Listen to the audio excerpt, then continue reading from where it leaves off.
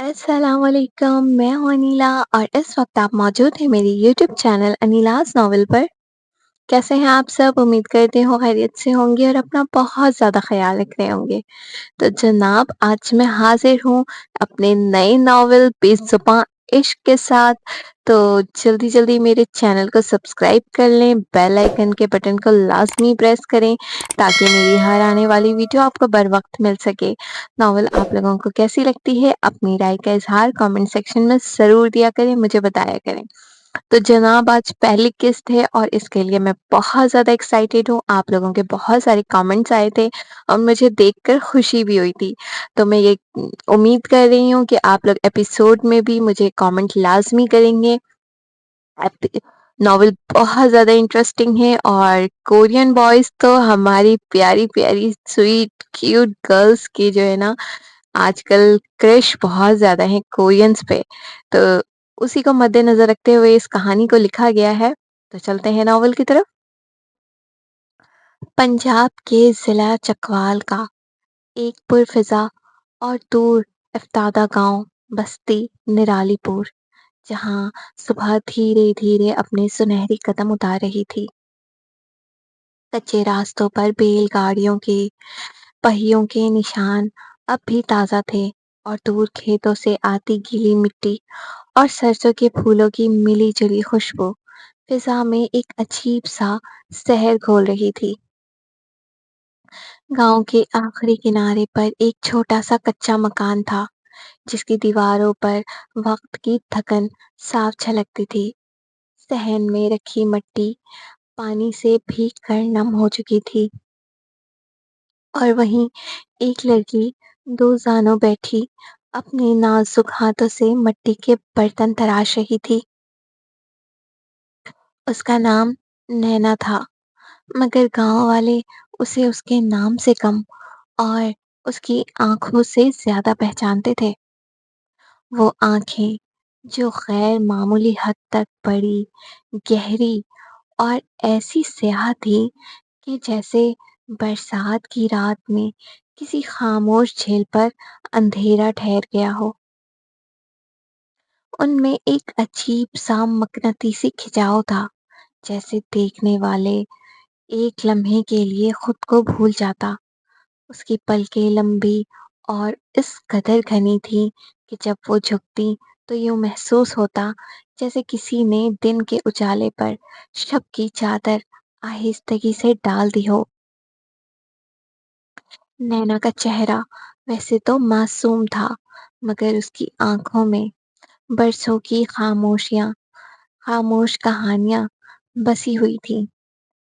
कभी वो मिट्टी की उँगलियों से गोल घुमाते हुए बर्तन की सूरत देती, तो कभी बेअख्तियार अपनी बड़ी-बड़ी आँखें उठाकर दूर उफ़ को देखने लगती, जैसे किसी के इंतज़ार में हो।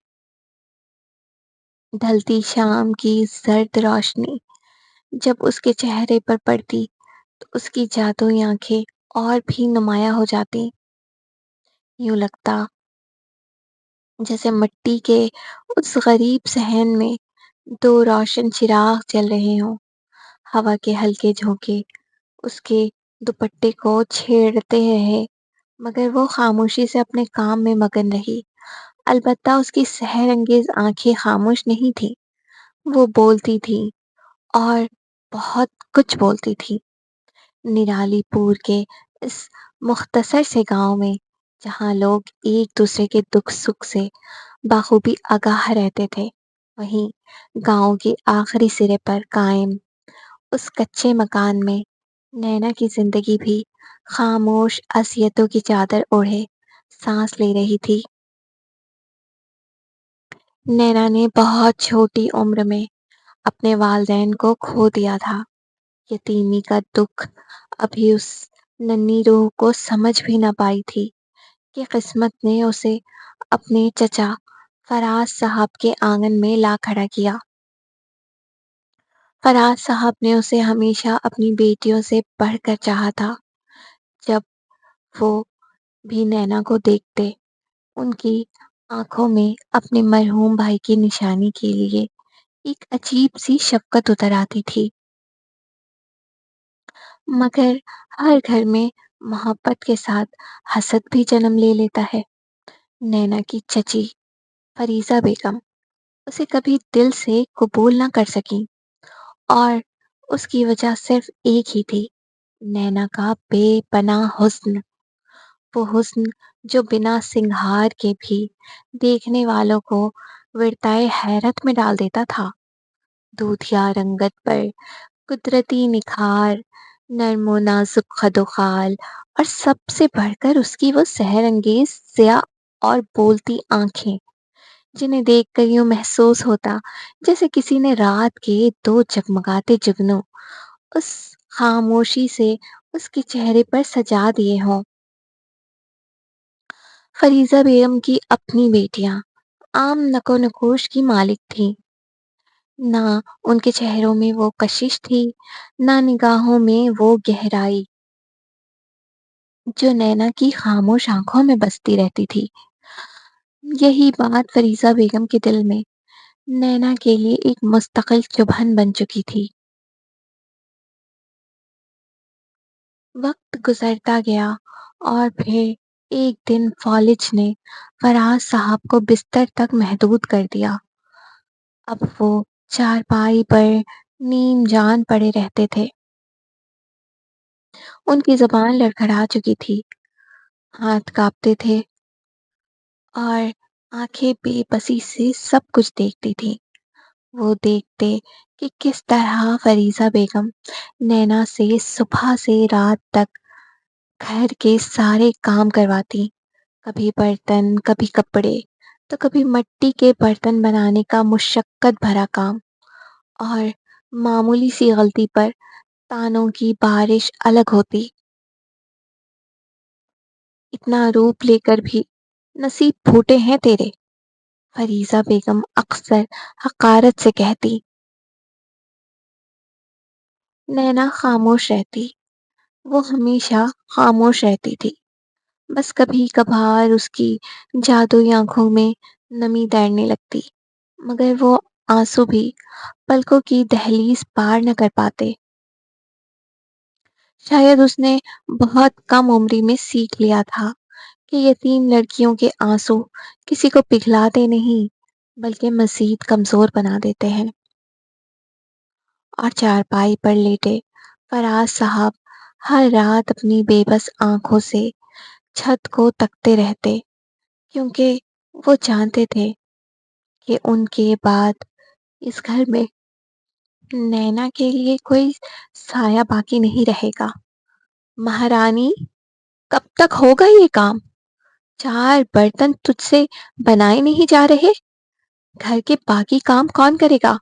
تیرا باپ آئے گا قبر سے اٹھ کر یا تیری ماں؟ فریزہ بیگم غصے کی خرکت آواز صحن کی خاموش فضا کو چیرتی ہوئی نینا کے کانوں میں اتری۔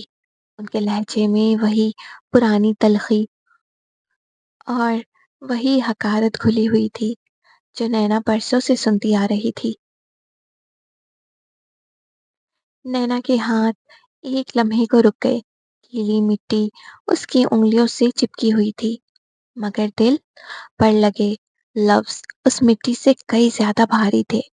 اس نے آہستگی سے نظریں جھکا لی، بڑی بڑی جھیل جیسی آنکھوں میں ایک لمحے کو نمی ابھری، مگر حسب عادت اس نے گھنی پلکوں کے اوٹ میں اسے چھپا لیا۔ ہو گیا چاچی جی، بس ابھی باقی کام بھی کر دیتی ہوں۔ اس کی آواز دھیمی تھی، ایسی دھیمی جیسے ڈر ہو کہ کہیں اس کی سانس کی آہٹ بھی کسی کو ناگوار نہ گزرے۔ جلدی کر، ہاتھ ذرا پھرتی سے چلایا کر، جیسے کھانے میں چلتا ہے۔ فریزہ بیگم نے حقارت سے منہ بنایا اور پاس پڑی چارپائی پر بیٹھتی ہوئی دوبارہ بولی۔ نہ جانے کس جنم کا بوجھ ہمارے سر پر ڈال گئے تیرے ماں باپ، نہ شکل چھپتی ہے، نہ تیری خرچے کم ہوتے ہیں۔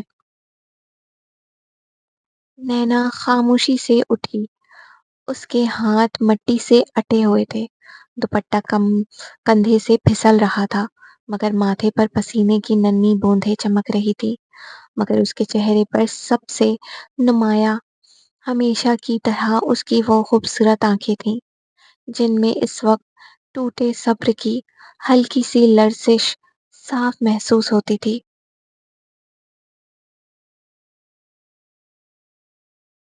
صحن کے کونے میں پڑی چارپائی پر فراز صاحب نیم و آنکھوں سے یہ سب دیکھ رہے تھے۔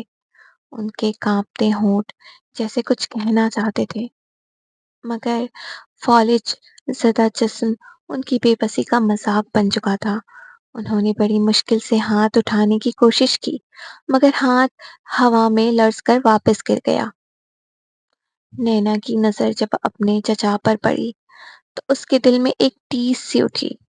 وہ جانتی تھی کہ اس گھر میں اگر کوئی اس کا اپنا تھا تو وہ صرف وہی بے بس بوڑھا انسان تھا جو بول نہیں سکتا تھا۔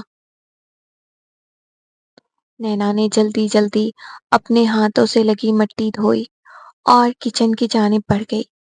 چھوٹے سے تنگ باورچی خانے میں برتنوں کا ڈھیر اس کا منتظر تھا۔ پیتل کے بڑے بڑے برتن، روغنی پلیٹیں اور قالق زدہ دیگچیاں سب بے ترتیبی سے ادھر ادھر پڑے تھے۔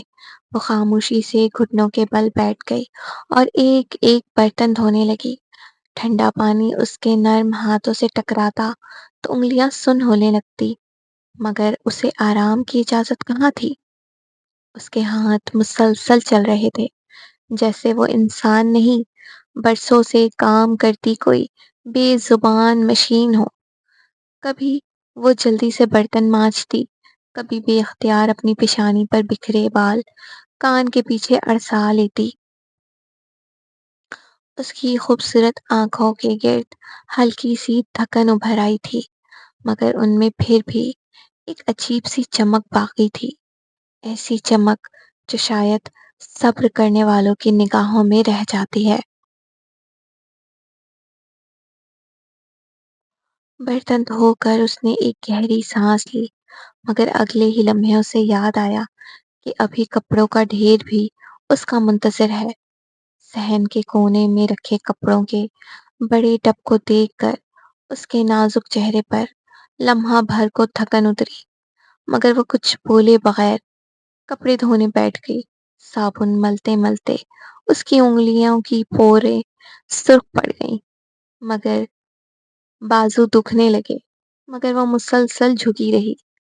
دوپہر کی دھوپ اب بڑے صحن میں پوری شدت سے پھیل چکی تھی، وہی بڑا صحن جہاں اسے ابھی جھاڑو بھی لگانا تھا۔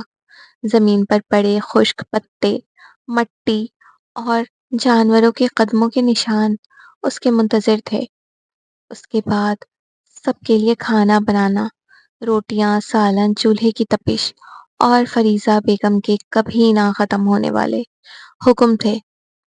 نینا ایک لمحے کو دیوار سے ٹیک لگا کر کھڑی ہوئی، اس کے اس کی سانس پھول رہی تھی، مگر پھر اس نے خاموشی سے اپنا دوپٹہ درست کیا اور جھاڑو اٹھا لی، کیونکہ اسے معلوم تھا کہ اس گھر میں اس کی تھکن دیکھنے والا کوئی نہیں تھا۔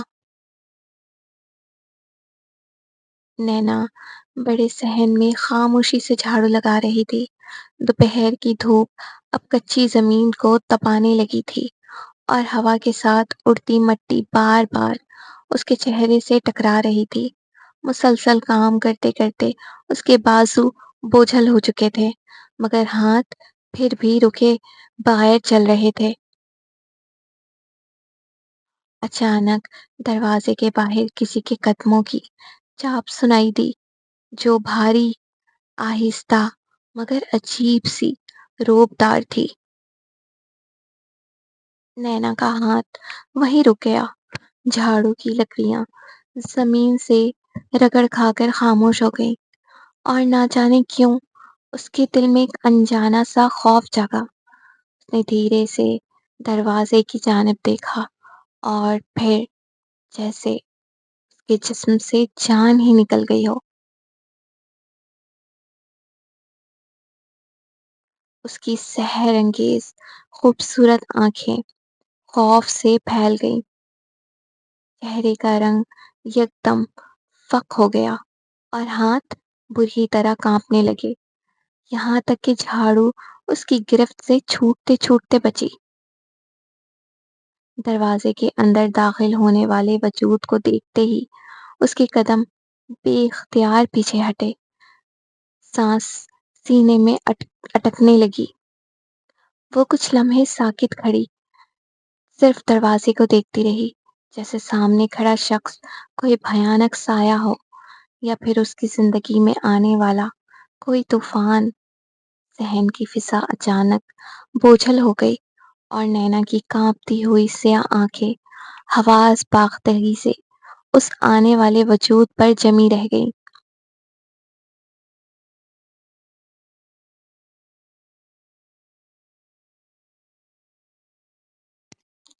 ساؤتھ کوریا، ایک خواب کی نگری جہاں روشنیوں، بلند عمارتوں اور نہ ختم ہونے والی مصروفیات کے درمیان ہر روز ہزاروں لوگ نئی امنگیں، نئے خواب اور نئی خواہشیں لے کر قدم رکھتے ہیں۔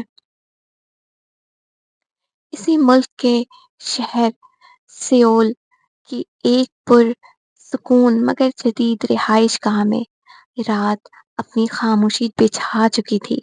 شہر کے شور سے ذرا فاصلے پر واقع ایک چھوٹے مگر نہایت پر آسائش فلیٹ میں مدھم روشنی پھیلی ہوئی تھی۔ شیشے کی بڑی کھڑکیوں سے باہر جگمگاتی سڑکیں صاف دکھائی دے رہی تھی، جبکہ اندر کی ہر چیز مہنگے ذوق اور جدید طرز زندگی کی عکاسی کر رہی تھی۔ کمرے کے وسط میں رکھے سیاہ رنگ کے صوفے پر ایک شخص خاموشی سے بیٹھا تھا، جس کا لمبا قد، بے حد پرکشش شخصیت اور چہرے پر عجیب سی سرد مہری نمایاں تھی۔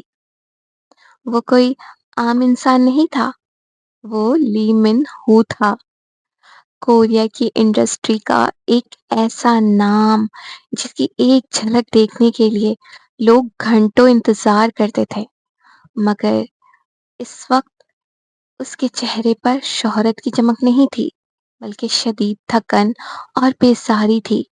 سامنے دیوار پر لگی بڑی LCD اسکرین پر مسلسل خبریں چل رہی تھی، جن کی سرخیاں تھیں: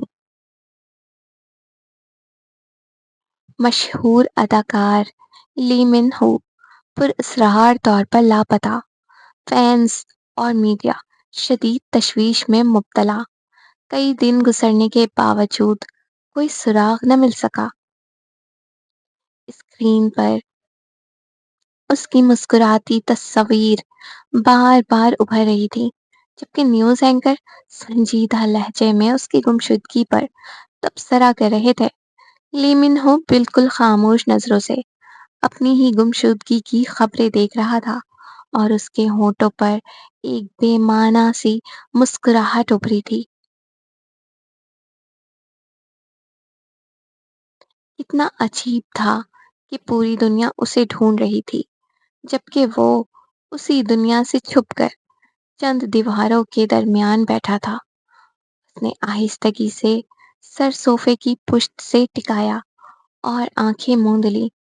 شہرت، دولت اور کامیابی سب کچھ ہونے کے باوجود اس کے اندر ایک عجیب سا خلا پل رہا تھا، اور رنگین دنیا کی یہ مصنوعی چکا چوند اب اس کے لیے گھٹن بن چکی تھی۔ شاید لی من ہو اپنی ہی زندگی سے فرار چاہتا تھا۔ کمرے میں مدھم خاموشی پھیلی ہوئی تھی، اور LCD اسکرین پر اب بھی خبریں چل رہی تھی، مگر لی من ہو کی توجہ اب وہاں نہیں تھی۔ وہ چند لمحے خاموش بیٹھا رہا، پھر آہستگی سے سامنے پڑا موبائل اٹھایا۔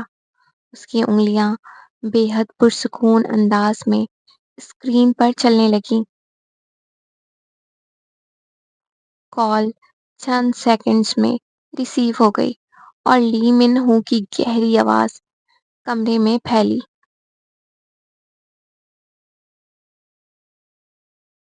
کام ہو گیا؟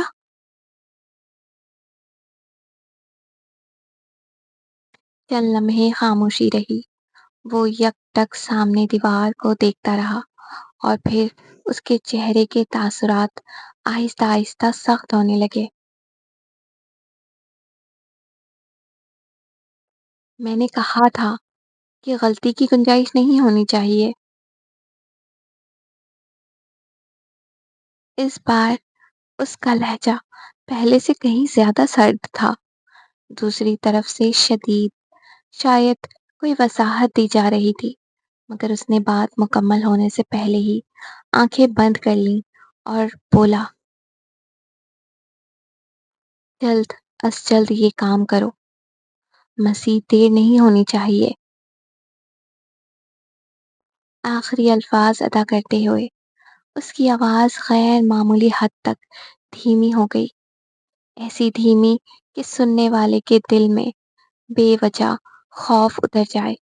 کال ختم ہوتے ہی اس نے موبائل میز پر رکھ دیا اور کمرے میں پھر خاموشی چھا گئی۔